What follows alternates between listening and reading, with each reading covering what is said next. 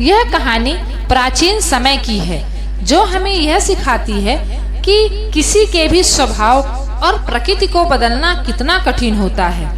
यह कहानी एक ऋषि की पुत्री और एक चूहे की है।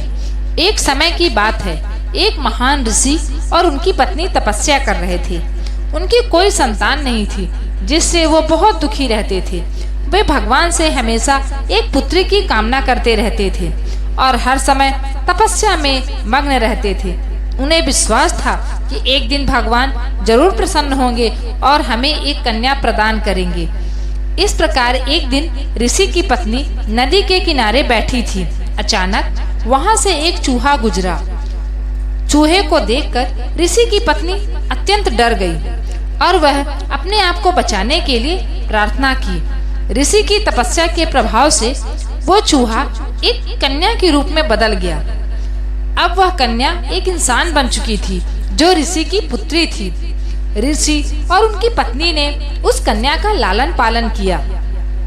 समय बीतता गया और अब वह कन्या बड़ी हो गई थी। एक दिन ऋषि और उनकी पत्नी ने सोचा कि अब समय आ गया है कि हम अपनी पुत्री के लिए उपयुक्त वर की तलाश करें।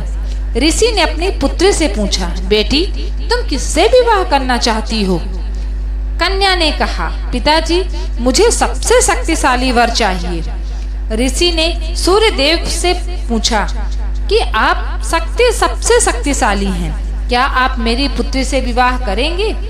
सूर्य देव ने कहा कि मैं बहुत गर्म हूँ, आपकी पुत्री मुझसे विवाह नहीं कर पाएगी। आप बादल से बात करिए, क्योंकि बादल तो मुझे भी ढक सकता है, अर्थात वो मुझसे भी ज्यादा शक्तिशाली है। ऋषि ने बादल से बात की। बादल ने कहा, मैं तो हवा से भी कमजोर हूँ, क्योंकि हवा मुझे जब चाहे कहीं भी उड़ा के ले जा सकता है। ऋषि ने हवा से बात की। हवा ने कहा कि मैं भी शक्तिशाली हूँ, लेकिन मैं पहाड़ के सामने कुछ नहीं हूँ। पहाड़ तो मेरे सामने भी अडिग रहता है, अर्थात वो मेरे वेग को कम कर देता है। फिर ऋषि पहाड़ के पास गए। पहाड़ ने कहा कि मैं शक्तिशाली हूँ, किंतु मैं स्थिर हूँ। मुझ में तो चूहा भी छेद कर सकता है, अर्थात मुझसे शक्तिशाली तो एक चूहा है। अंत में ऋषि ने चूहे से बात की।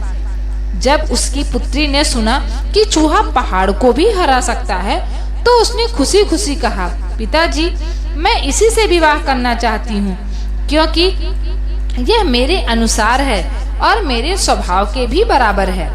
ऋषि ने अपनी तपस्या के बल से फिर से अपनी पुत्री को चूहा बना दिया और उसकी शादी एक चूहे से कर दी।